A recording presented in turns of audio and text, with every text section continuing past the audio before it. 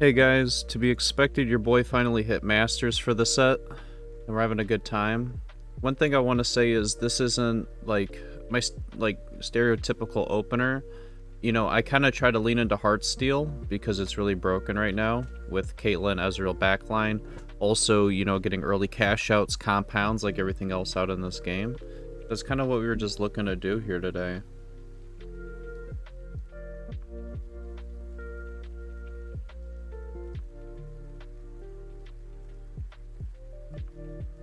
And one thing to think about is I'll go over the augments for you guys like I used to in the past.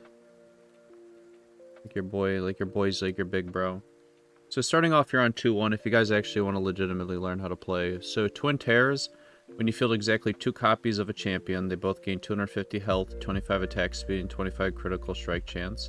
Now, I've only found success playing this with, like, Punk, right? So you rock 2 Jinxes, you know, stuff that you're able to get easy 3 stars with is what you would rock this with, right?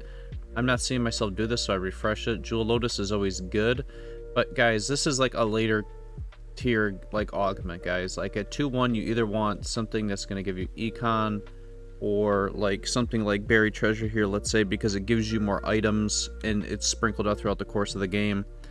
And you want something that compounds on stage 2. You want combat later in the game. You want econ on like 2-1 to start getting you going, right? And as such, we choose Scapegoat here. That way we can get the little bit of econ, so when it dies out, we gain that little bit of gold, right? And at this point, right now, you guys will see it all over the ladder. Yone reroll is incredibly broken, so you're going to see a lot of just Yone reroll. And what I was thinking here is like, okay, we could rock the Sentinel for a little bit, and then what we can do is we can transition into you know, just reroll Yone, whether it's Crowd Diver or Heartsteel, it doesn't matter. You just want to get the free 3 Yones. We're just going to follow standard leveling here. And just chill out a little bit. One thing I will say, guys, is I was very uncomfortable with this opener. My openers I usually tend to lead towards is like, you know, Rapid Fire with Bruiser Frontline, you know, Disco opener, you know, something else. Like, this isn't very generic in terms of what you would run. Or at least in the early game, like you'd rock Bruisers or something else, you know.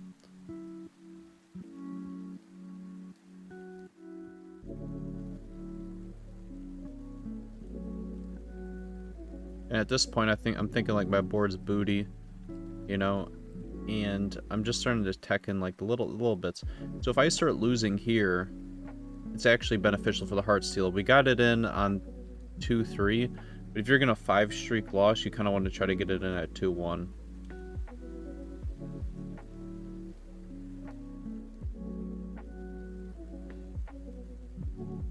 So we gained the 1 gold, and holding on to the Yone pair is more important here, so we're probably going to sell the Evelyn. Be able to hold on to the Yone pair. Nope, since we won the combo, we got the 1 gold interest.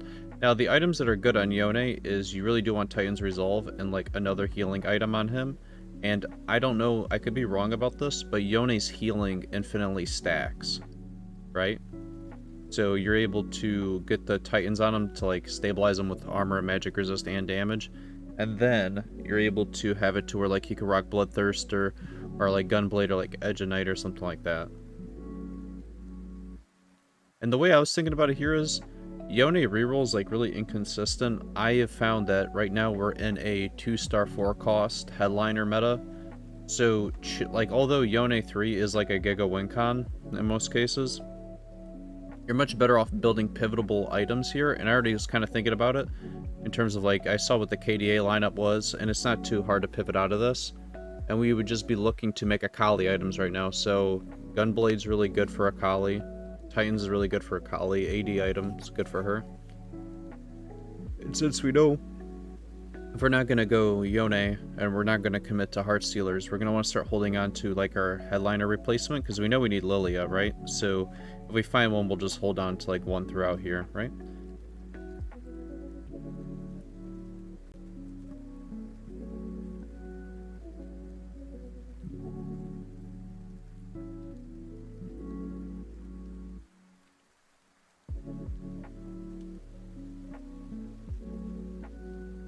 We're just abusing a little bit of Heart Stealer cash outs.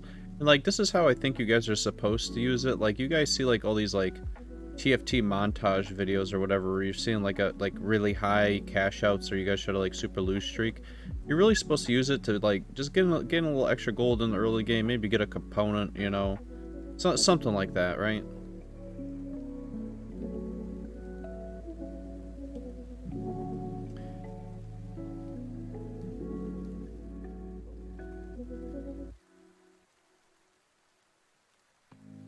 Sometimes if you guys are 3-streaking and you're fighting other strong players, you can look to the right and see if they level up or not. I thought the Yone 2 would be enough. But sometimes you want to dump levels here on 3-1 to preserve your streak to 4-streak and like knock somebody else down if they're streaking. So like this would have been a pivotal moment to like really know if you got all in some gold or not. And here's like something to think about. All right, I had to think here. You guys, I'll tell you my train of thought, right? Talent search and hindsight's good, but it's really kind of comes down to whatever headliner you get, and I don't have a headliner I want to keep on my board forever, so this isn't that good. I already have 3 items on my Yone, so this isn't good either. Radiant Relics is good, but I mean, I mean, it would literally be me just looking for an Akali or like not an Akali, an Ahri item or like a tank item here. So we refresh. Final Ascension's always good at just damage. But I often find that like your fights are already done or over before Ascension even clicks in. And it's going to be a prismatic lobby with other prismatic combat augments. So the idea that Final Ascension is even going to work is like very few and far between. Determine Investor. First time you have 40 gold at the end of combat, gain a Diamond's Hands and 2 random components. I mean, I'm pretty sure I have 40 gold. So like the next turn I would gain a Diamond's Hands and something like this. Which Diamond Hands is really good on a frontline unit. If you guys want to rock this, like this is good if you're rocking like Twisted Fate and you put it on your like, you know, your Blitzcrank or whoever it is that's the disco tank, and it's pretty decent. Like I don't ever take it, but it's something to think about because I never have 40 gold usually when I'm offered it. And then we're offered, you know, just the tank items, and I mean this gives you all the tank that I ever need in the game, so I'm just gonna kind of opt to take it, right? I don't have to really think about that one too much.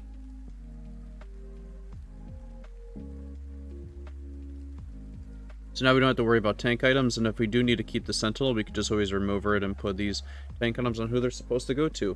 Now we keep our target dummy in the front still to keep farming us a gold per turn.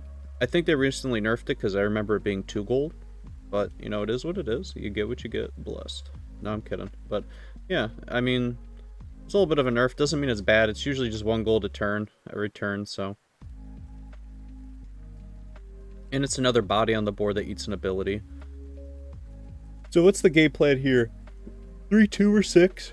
No, you're gonna make a big choice. If on 3-5 we're gonna level up, which we're not going to. Our whole board's upgraded. Like this is how you guys determine if you need to like roll or like level up or something. Like look at your board. Like the vast majority of my board's upgraded and bedazzled, meaning that we just need to pump levels and get more shit out there. And the intervals to like level up here would be either at like 3-5 or like 4-1 or 4-2. 4-1 is like considered like fast. Well, fast 7 is like 3-5, but it depends on your econ, right? Because I see a lot of people all in for their headliner on 4-1 for their 2-star 4 cost and Hail Mary throw it. Because if you really do hit it, it like totally stabilizes your board. And I don't know, I think it's toxic for the game, but it is what it is. It starts turning into like a lottery ticket system. And if you guys are like win streaking like how I'm win streaking here, at some point you really do. If you want to keep your win streak, you have to Hail Mary throw along with these people. I pumped to level 7 at 3-5, and I'm able to keep above 30 gold interest to preserve my streak here going forward.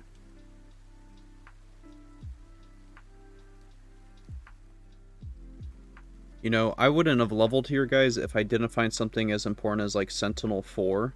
Sentinel 4 is, like, a huge power spike for your whole board. It's a ton of, like, magic resist and armor for your whole team. So it's something to note. Like, you don't want to. If I was gonna force level here and then I lost, like I'm like losing out on like 20 gold, and I'm missing out on interest on top of it. But since I'm able to preserve my streak here, it's worth. You know, finding the Yone 2 this early is like giga big though. And I still, when I was playing the game, you know, level 7 here is where you'd reroll for the Yone 3. And I might have did it if I started, like, naturalizing more Yones. Like, if I got another 3 Yones here, I could have went for Yone 3. But I mean, at this point, I'm kind of committed to just get a few more cash outs out of Heartsteel and then, like, pivot out, right? We got a little cash out here. Just pumping levels. And we got to ask ourselves coming up on, like, 4-1 or 4-2 if we're going to, like, just roll a ton of gold or not. Because we're going to have to pump levels here, because if we don't end up doing it, as you see, a lot of people are leveling up off to the right. I mean, they're only going 7. But for me, being able to hit, like, a headliner that's really good. Like, here I'm able to hit the Thresh, which is just gargantuan. Now, I made another YouTube video that nobody watched, but it's pretty important, guys, that you start playing flexible, like, headliners in terms of, like, this Thresh is infinite frontline. I will never need any more frontline now. Like, the idea that he's gonna die is, like, a joke. He's a thick boy. And here, these don't really matter. I'm just gonna go with whatever's, like, net neutral. It's some resistances, which is fine. We already got our cash out, so we're not gonna keep in our Heartsteel for, like, another combat or whatever. And the items you really want on Ahri is, like, a healing item like Gunblade or Hodge. And then you're going to want to have blue buff. And then you're going to want to also have an attack speed item like Nashor's on her. Because after she shoots her charm with, like, the blue buff, she gains a little bit of mana back. But then the Nashor's allowed her to, like, ramp up super quick. You'll see what I'm talking about here. I believe I get it on her this game. No, I don't. My bad, I'm lying to you guys.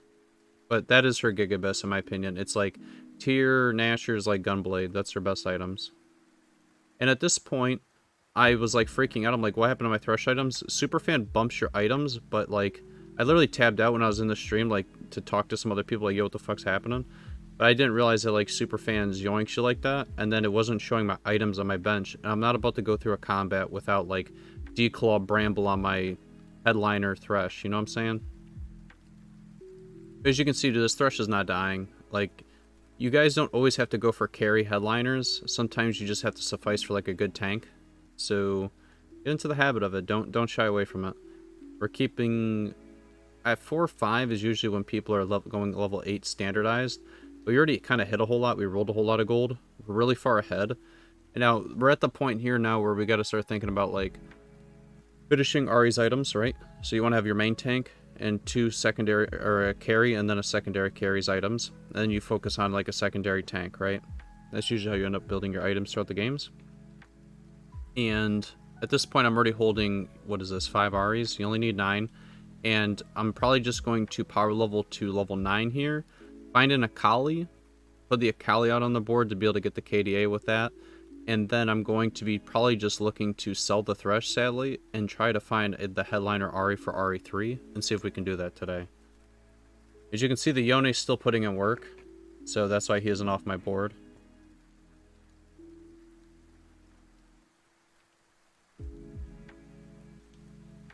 You see what I'm talking about, guys? How the items are glitched here? Like, they should bounce and instantly go over to the bench. I don't know why they do this. And this is actually, like, a good item to have on Thresh because it gets into cast faster. So I was fine, like, keeping the headliner like this with the 4 Guardian, because 4 Guardian is infinitely stronger, right?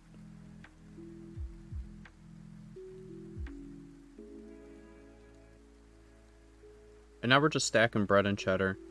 The big thing is, like, you guys got to learn how to, like, max cap out your boards and try to secure wins. Going for 3-star 4 costs is a viable option.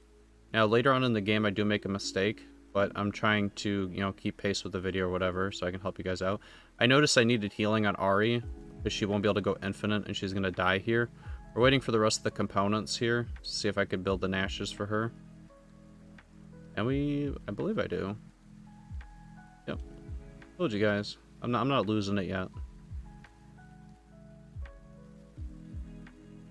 Remember that we got the little bit of true damage bling value.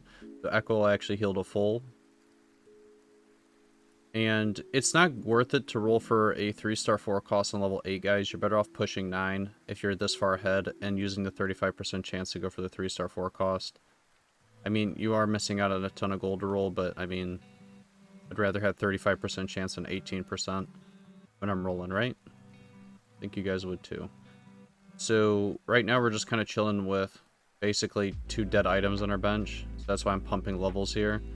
You know, it's like a huge the huge nuke to just not have like 2 major items on your bench just chilling. So I just pump levels, and I'm hoping, so every 4 shops, guys, you get to see a natural headliner, right? And I'm hoping that by me chilling up at this higher tier now, it'll be Ari. Meanwhile, while we're letting things cook. And also, this is like, when you guys have an advantage, forcing an advantage, right? So I'm not just going to let everybody beat me down. I'm using my gold here and just pump levels and start hitting people like a freight train. Actually start killing these people. But here's the mistake I make, guys, and I'm not afraid to admit it, is you need to, if you're rolling for a 3-star 4 cost, just like when you're rolling for a 3-star 3 cost, like you don't roll just for Yone, you roll for Riven too. You guys need to be rolling for 2 3-star 4 costs if you are rolling. So in this case, I really should have been rolling for like Ari and Thresh, or Ari and like Akali, you know, something else too. As you can see, dude, this Thresh is just gargantuan, man. And that's why I was struggling in the game to be like, okay, I sell the Thresh and then I let the headliner cycle to try to find the Ari. We'll get the Ari off the carousel. So now we're at 6 Aris, and so if we sell the Thresh, technically, we can naturalize into, you know, an Ari headliner here.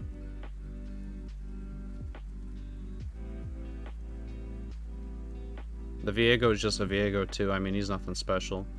But at some point, I'm like trying to think about like what my max cap board is, and it's probably going to be dropping the Viego, putting the Akali out on the board, and then dropping the Evelynn, and then putting a Karthus out there for, you know, the Executioner value, because Akali really doesn't do anything without Executioner. And you guys are seeing like with the Asher's Tooth, Ari basically always has Giga attack speed, and she's always casting.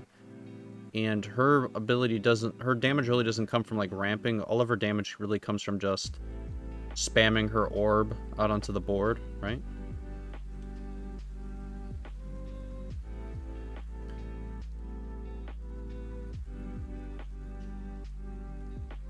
At this point, I already made the decision in my head. We're not going level 10. There's no point.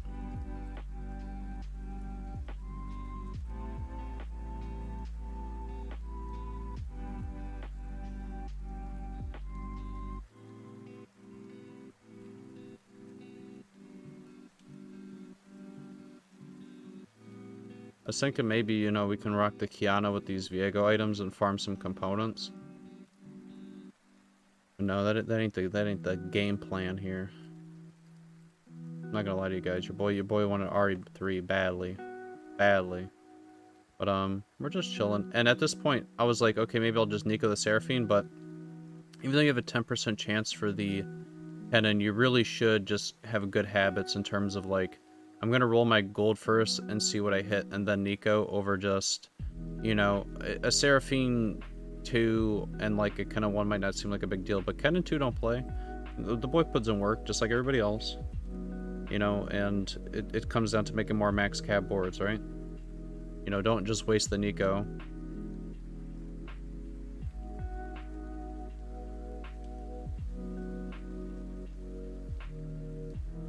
At this point, you see me, I'm starting to cycle out the headliner.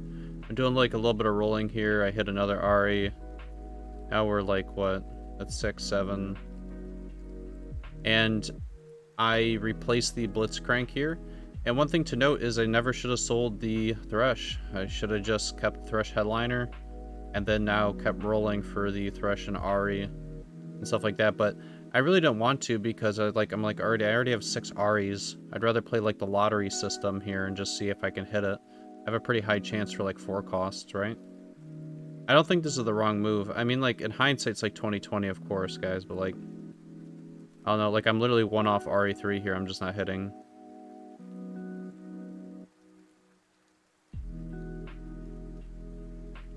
I was slow about this too, but I should have sold the Akali and built the Karthus here. And I think I would have won this combat if I did that, actually. We don't have a headliner out on our board right now, by the way, guys. Oh, we wouldn't have won here anyways. We got dumpstered. But we see that there's the Ari on the board, and of course it spawns on his side. So we got kind of wrecked out of the RE3, and then somehow I walked into an Infinity Edge like an idiot. If you guys didn't know, you can put Infinity Edge on AP units because it gives a ton of crit chance. It's not like past sets, right? I was thinking about putting the Infinity Edge on Kennen to bling him out, but I was like, no.